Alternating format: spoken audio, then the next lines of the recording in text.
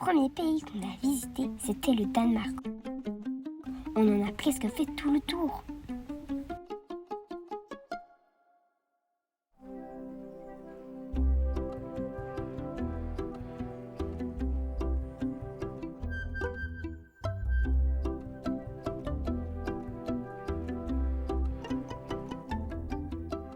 C'est où le Danemark ?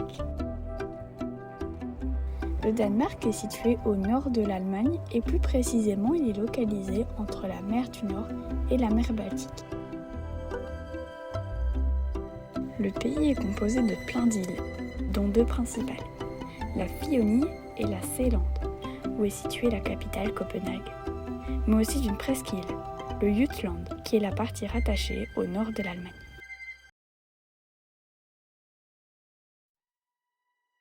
Comment sont les paysages du Danemark ? Les paysages sont variés, avec beaucoup de dunes, beaucoup de plages et de forêts.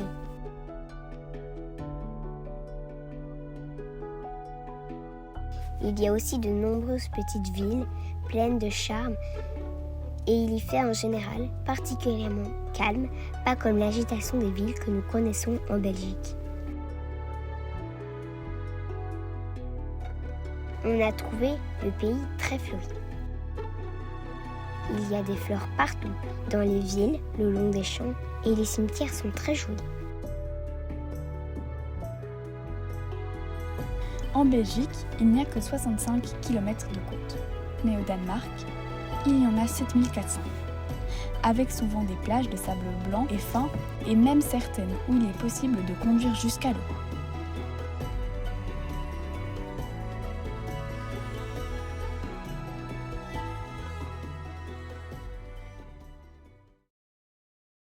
Les plages sont bordées de dunes qui rendent le paysage assez unique. Certaines plages ont encore des vestiges de la guerre, avec de nombreux bunkers. C'est quoi un bunker ? Les bunkers, ce sont des constructions militaires qui servaient à se protéger pendant les guerres et à attaquer les ennemis qui cherchaient à venir. C'est une sorte de gigantesque coffre-fort avec le moins de fenêtres et de portes possibles. Nous avons visité le musée du bunker de Hanstholm. Le musée du bunker, c'est l'un des plus grands bunkers construits par les Allemands au Danemark. 4 énormes bunkers ont été construits à Hanstholm pendant la Seconde Guerre mondiale. La ville avait une position stratégique, puisqu'on a une vue très dégagée sur la mer.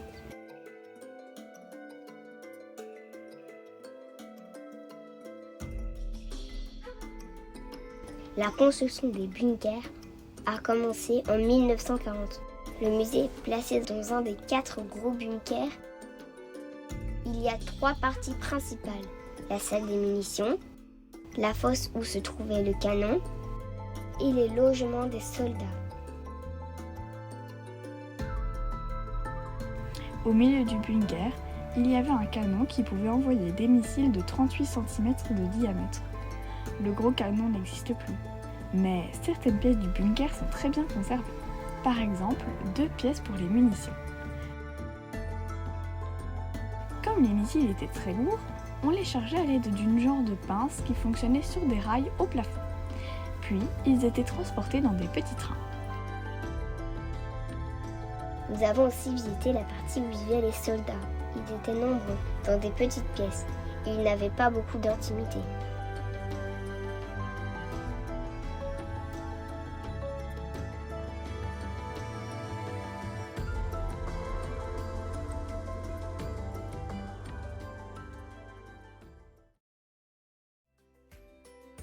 Ils sont comment les Danois ? Les Danois sont l'un des peuples les plus heureux au monde. Le mot Hoga explique pourquoi les Danois sont si heureux de vivre. C'est difficile à expliquer, mais encore plus dur à prononcer. On peut le traduire plus ou moins par intimité, mais sa signification est beaucoup plus grande. Le Hoga, c'est un peu le merveilleux quotidien danois. Hoga signifie créer une atmosphère chaleureuse et profiter des belles choses de la vie avec les personnes que l'on aime.